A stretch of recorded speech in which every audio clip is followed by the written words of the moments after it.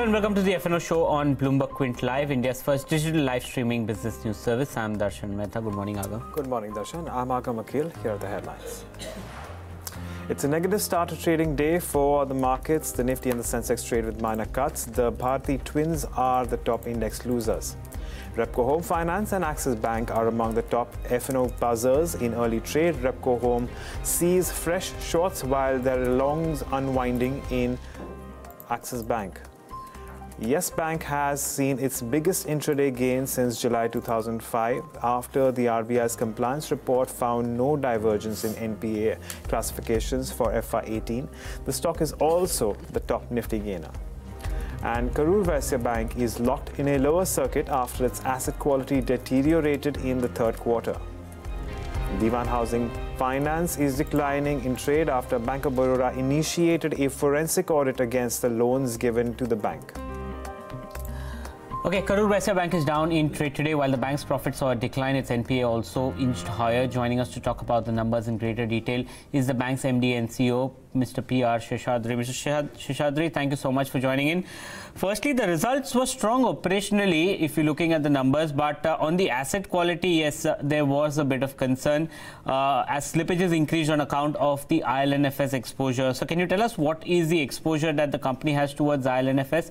How much has been provided for and what is the way forward in Q4? Any more provisioning can happen? Thank you very much for having me on the show. The exposure to IL&FS has been provided to the extent of 50%. We've been very careful in not mentioning the name, but however, since you did, I'm answering the question. As you said, our results were very strong. Were strong operationally with a strong cost control. Our current account, savings account balances grew very nicely. Revenue grew nicely, sequentially 12%. We made provisions of 432 crores, credit provisions during this quarter, on account of the fact that we decided that we would provide aggressively against the IL&FS exposure. I want to take this opportunity to state that our exposure to the NBFC segment is arguably amongst the smallest amongst the banks. It is roughly, on last count, roughly 1,600 crores, which is approximately 4% of the book, a little less than 4% of the book. So as far as we are concerned, our aim is to build a balance sheet where NPA accretion is approximately 1.5%. We believe that over the next 5 quarters or thereabouts, our numbers will. We've been cleaning up the book. We are not at 1.5% today. We are saying that over the next 4 or 5 quarters, we will gradually move towards that. And in an aggregated basis, over the next 5 quarters, the aim of the management team, assuming everything goes right, is to get it to about 1.8% or thereabouts. That's the intent that we have. With respect to this particular quarter, the NPAs were higher on account of the name that you just mentioned, and also on account of one of the watch list items. We had given a watch list of 1,200 crores in November of 2017. One of those watch list items amounting to 130 crores flowed. And in addition, one of the restructured assets, which one could see in our presentations, that also became an NPA. So in aggregate, in our estimation, we missed the numbers that the street would have been expecting.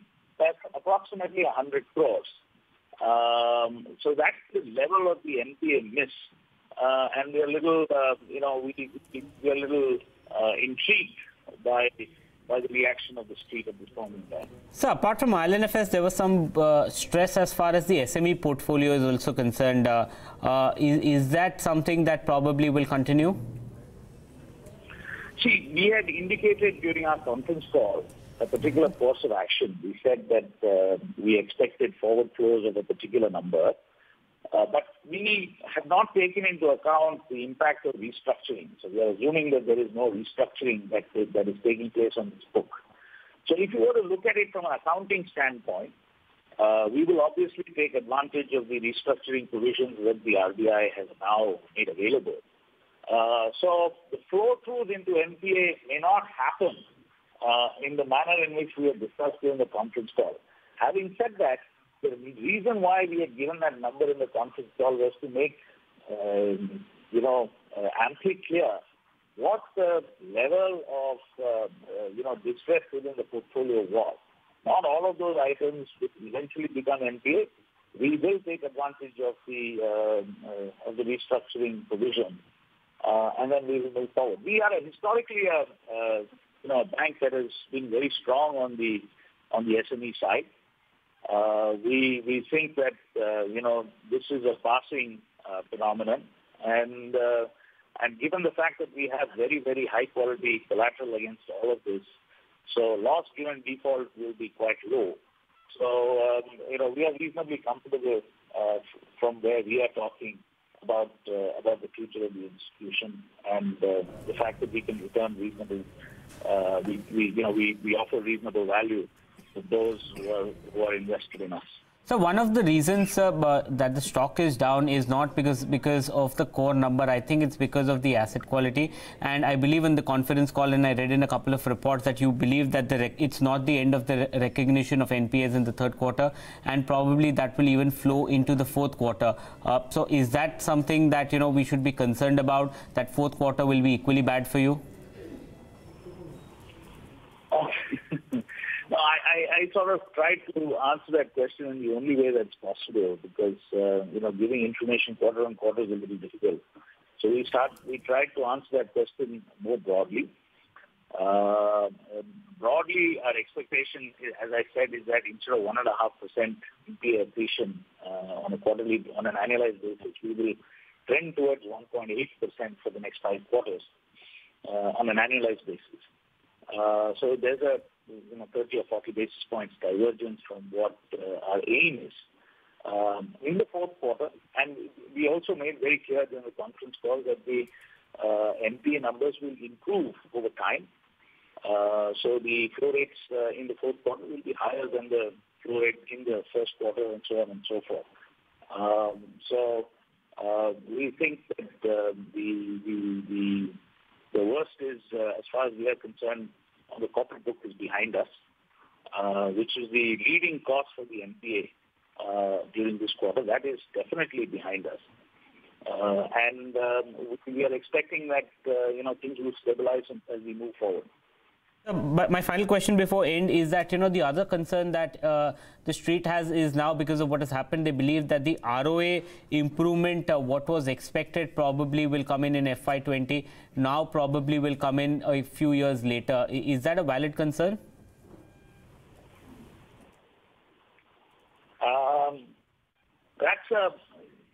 The question on ROA depends upon how much provision accretion you do. So it's a factor of management decisions associated with provisioning and what the level of provision you require the company to have.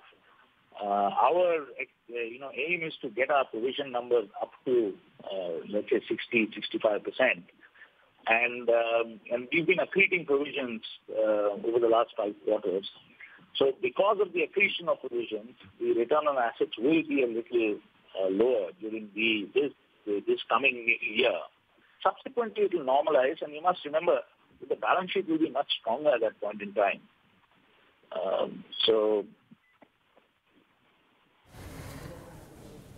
Okay, Mr. Shish. Yeah, we can hear you, sir. Thank you.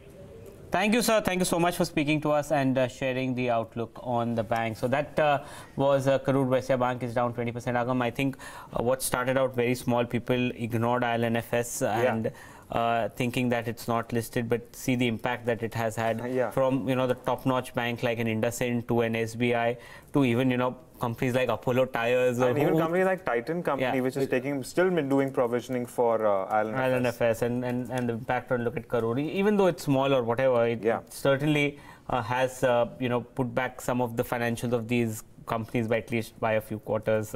That's a big one, actually. Well, I wonder what what can of worms or Pandora's box Dewan Housing Finance can bring about, but that's again to conjecture and purely speculative at this point in time. But on that note, let's shift back focus into the futures and options space. And I'm going to get in our experts for the day then. We have Ashish Chaturmohta of Sanctum Wealth joining us. And we also have, I believe, we are waiting on, okay, All right. For now we just have Ashish Chaturmohta. Okay, we do have Mr. K. Subramanyam of Altamount Capital joining us as well.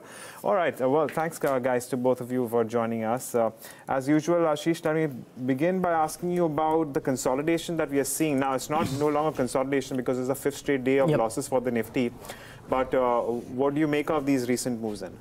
Good morning, Agam. So yes, I think the way Nifty has broken 10,800, we had seen maximum put writing happening at around 10,700 and 800 levels, and and we were seeing index somehow was sustaining above that 10,800 because of HDFC Twins, IT basket giving a good contribution. But in yesterday's trading session, in last half an hour, we broke that 10,800 levels, and that was a first confirmation that we are entering into some kind of short-term weakness in the market. And I think that has begun because we have broken this 10,800 and again opened today below that level, and this will eventually force a lot of these put writers to cover up their positions, and that can lead to some selling pressure intensifying towards 10,680, 10,670 kind of zone. So I'm expecting another 60-70 points kind of drop from current levels at an index level. You are witnessing good amount of selling pressure in names like Reliance, HDFC Bank, for that matter, and that's going to also contribute or intensify this downtake at lower levels.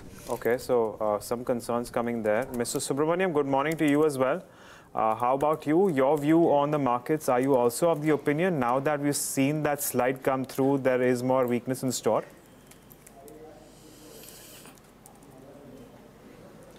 Yeah, morning Agam. I think the situation looks pretty precarious, and given the fact that the advance decline ratio is so negative, and almost on a continuous basis, we do see a higher opening and the sell-offs continuing. Today, of course, there was no chance it opened lower.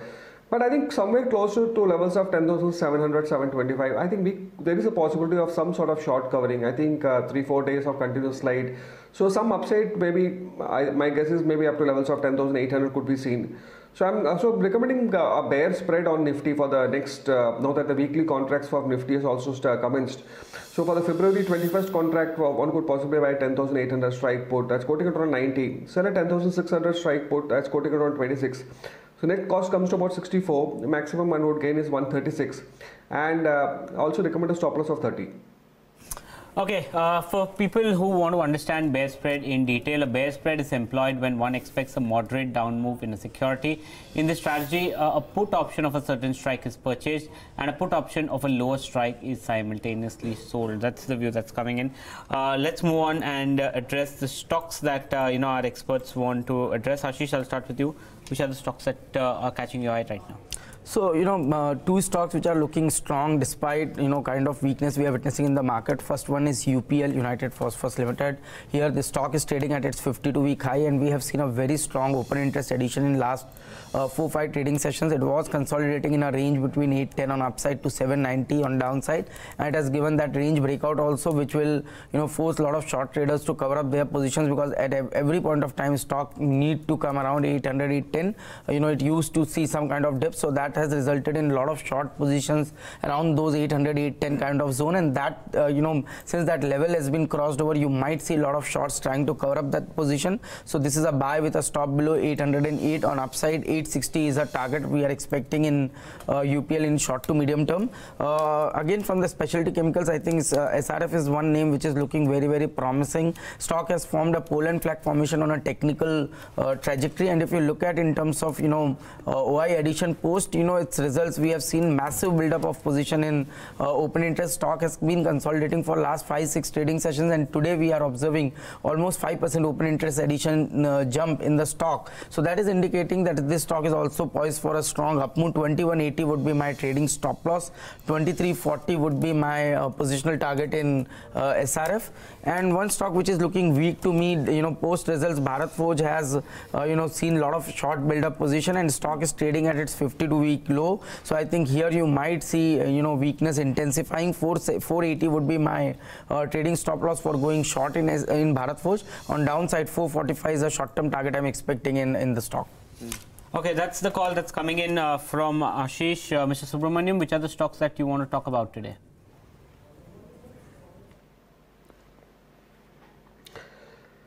I've got a couple of buy calls. I think, as I mentioned, 10,700, unless we have a total collapse in the market today, I think 10,700, 725 should be levels where I think I would watch out for some short covering some of the large caps.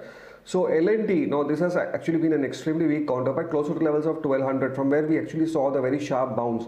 I think we are coming closer to this level. So maybe with a couple of weeks view, with expiry, one could buy 1220 strike call. That's quoting it around 20.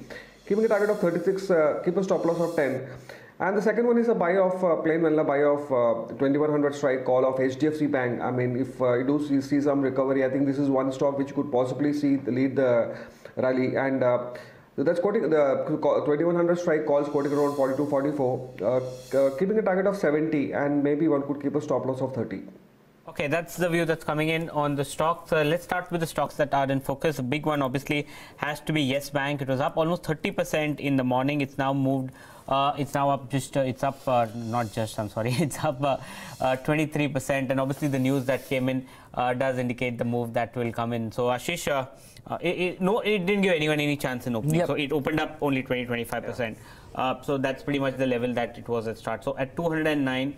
What would you recommend? Should someone take a position on this? Should they wait or should they short? No, so this is the second attempt where the stock has, given a very sharp recovery. First was on the day when the CEO name was announced, and at that time you got an opportunity because the stock was hovering around 190, 193, and a lot of traders, in fact, we had initiated a buy, so 193, a lot of traders entered the position, and the stock moved in just one trading session towards 240, 250.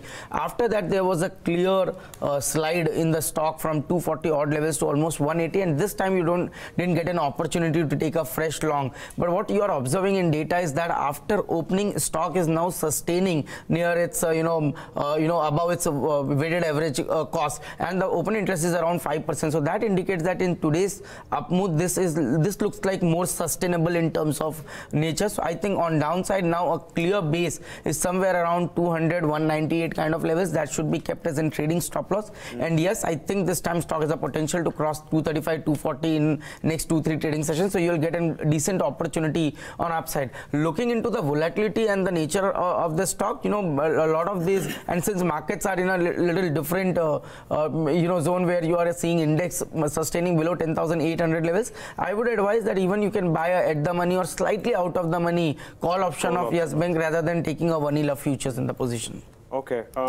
Well, I would shudder to think for anyone who may be short on Yes Bank considering yesterday's move, and there's a likelihood that some may be. But Mr. Subramanyam, in that case, what would your recommendation be for those who are short on Yes Bank and who didn't have a chance to get out today?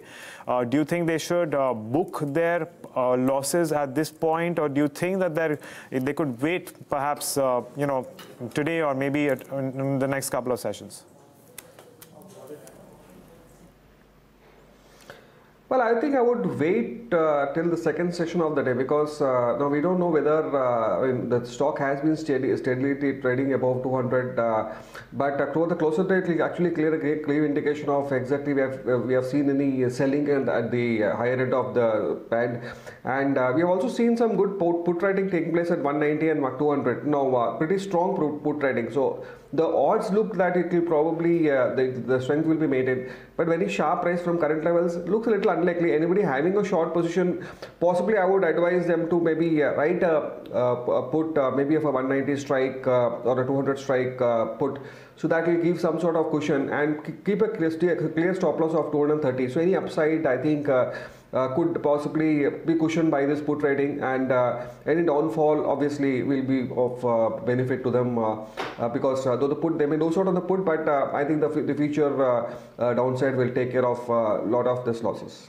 I pull up Oracle Finance. It's down 9% currently on decent open interest build up. Obviously, the reason is the numbers that came out, a degrowth of 2.3% on a quarter-on-quarter basis. So that was the big trend that happened, and everything flowed down from the profit to the EBITDA. So weak set of numbers. Mr. Subramanyam, it's down. Oracle is down 8%, 3,500 currently. What should one do? Is it a positional buy, or do you see more downside? I don't track this as I think it's quite a illiquid counter, more of an investment category, so I don't really track it on the F&O side. What about you, Ashish? You have a view on Oracle? Again, this is very, very thinly traded stock, and generally you don't see any activity. Even if when you see, strong upside coming into IT basket, this stock doesn't perform, nor does it fall when the entire IT is in pressure. So generally, it's trade on its own, and this is just a result reaction. And if you take a position, and if the stock moves in opposite direction, there's very low liquidity, and that liquidity impact could be very high if you try to cut your positions on the reverse side. So it's better to stay away, at least from the F&O segment. Okay. The other stock which has been rather volatile of late has been Kaveri Seeds. It's been all over the place. Are you getting any clear trend here, Ashish, on Kaveri Seeds? I think there's a distribution going on in the stock. Every time you see an uptick, and again you witness a lot of short position build up. Even in today's trading session, almost 5-6% OI jump is there, and I think stock is looking weak to me. I'll not be surprised to see this stock trading below 470, 460 in next couple of few trading sessions. Again, I think here one need to have a little deeper stop loss because of the nature of the stock, but I think eventually 520 is what one should keep as in positional stop loss, and 470, 465 is something I would like to. I would think that this stock has a potential to see on downside in next 2 weeks time frame. All right, well, on that note, let's move on to the other set of earnings, which were also poor. And I'm talking about NBCC, because that stock is again reading under pressure at this point. It's looking at a drop around another 6%. If you, pardon me, if you actually look at the trajectory of NBCC over the past 1 year as well, it has actually come off from levels of around 110, 120 odd to now at 48. So the fundamental weakness is also very evident. It's down 53% over the last 12 months. And in terms of the way it has moved over the last, 3 or 4 odd months from the levels of around 60 per share, in November, it's now at around 48. So there's been a significant correction there as well, evident in the fundamental earnings too. Mr. Subramanyam, would you initiate fresh short positions in NBCC based on your observations?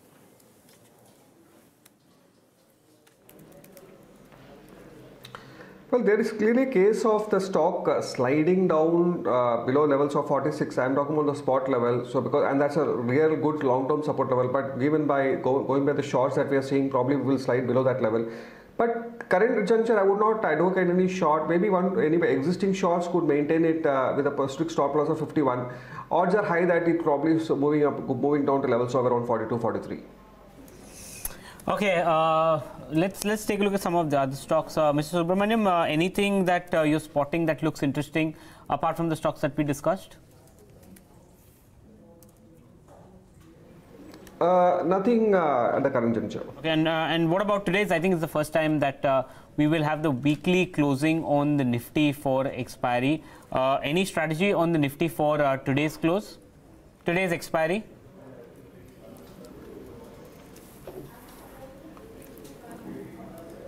Hello, yeah, you're asking me? Yeah, I'm asking you, Mr. Subramanyam. Yeah. So for probably for a couple of hours, I would not be recommending a trade. But as I've already initiated a bear spread for the next week, I think in terms of a risk reward, I think that should be a good one. Well, I think, before we get into the last part, I also want to address Ashok Leyland because its earnings are coming today. And I'm sure a lot of the weakness that we are expecting in this quarterly earnings has already been factored in, considering the volumes have already shown up, for the 3 months ended December. That said, it is showing some amount of weakness, some amount of strength today. It's up 2%, but it has declined as well by as much as 14% over the past 1 month. The real question is that are we looking at some sort of resistance around 78, 79, or is there more weakness in store for this counter? And of course, that is leaving aside the fact that we will expect earnings to come through a little later on the day. Ashish, this stock has been tracked, constantly over the past few months. But where are you placed on Ashok Leyland now in terms of movements? No, so I think what you are seeing today's action is more of a short covering action. The reason being, stock has seen a very sharp correction over last many months, and no one would like to take a risk on an event day, and that's the reason you are seeing some kind of covering. But what is more important is that post results is the stock manages to sustain above 84, 85? Because if that's the case, then you will see huge short covering. If we fail to cross 84, 85, then again the stock will enter into that downward trajectory, and the stock might eventually eventually go towards 74, 73. So what is very important is that we need to sustain above 84, 85 on a sustainable basis post its results announcements. Okay, well, on that note, we're concluding the show, so I'm going to take a moment to thank both our experts, Ashish as well as Mr. Subramanyam, for joining us and taking us through their views. And of course, don't forget, for more updates on the F&O space, you can also check out our website, bloombergquint.com, especially the futures and options pages, where you will have plenty of data for you to peruse in order to take decisions in your trading. But on that note, it's a wrap on this edition of the F&O Show. But for more news and updates, stay tuned to Bloomberg Quint.